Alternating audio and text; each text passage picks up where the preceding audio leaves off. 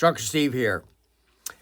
On my Facebook site, Roll On CDL Trucker, and on my YouTube channel, The Broken CDL Trucking System, I have a video that I shared on my video from Truck Safe Consulting. And they were interviewing two people. One was a former over-the-road driver trainer. He made a statement that I know is pretty much true. Don't know if I have to agree with everything, but he made an interesting statement.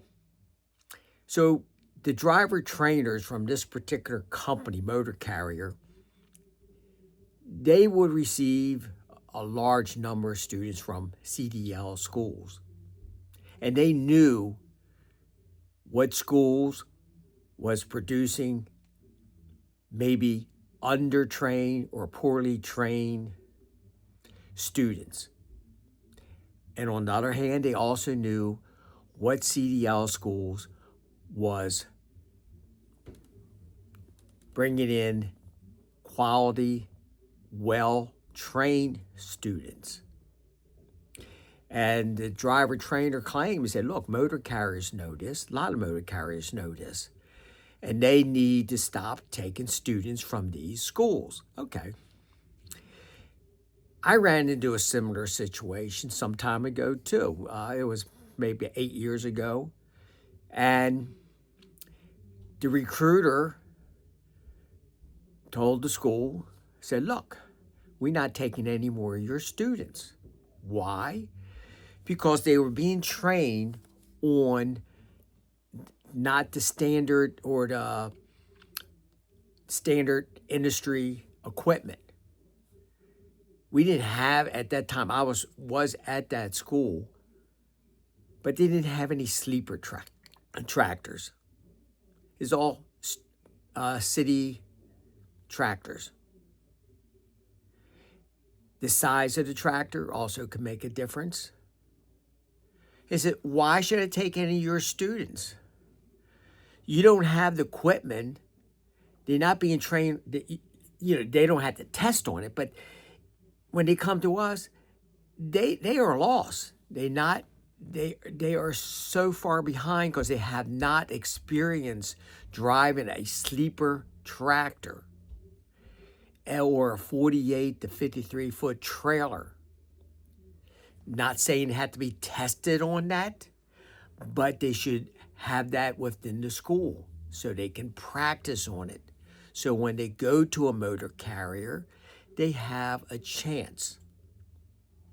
Motor carriers, as I know, some will send those students home.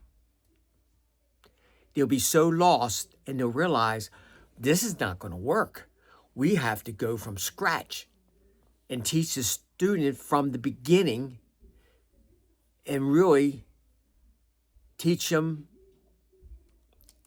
everything that the CDL school should have given them the foundation, the basic knowledge.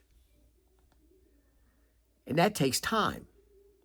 And they said, wait a minute, we will send those students home, but we'll take the 10 or 15 students that came in from schools that we know teach to a higher level, a higher standard of training. A lot of this is not talked about, on videos that I watch. And this subject came up with this driver trainer. Like he's saying, the motor carriers know this. And motor carriers should not be taking students from these particular schools who poorly train their students. Now, I don't know if I'm pretty sure most motor carriers just take the students and see what happens. And I hope they will, because I really, you train somebody, they put a lot of money out. I want them to at least get a chance.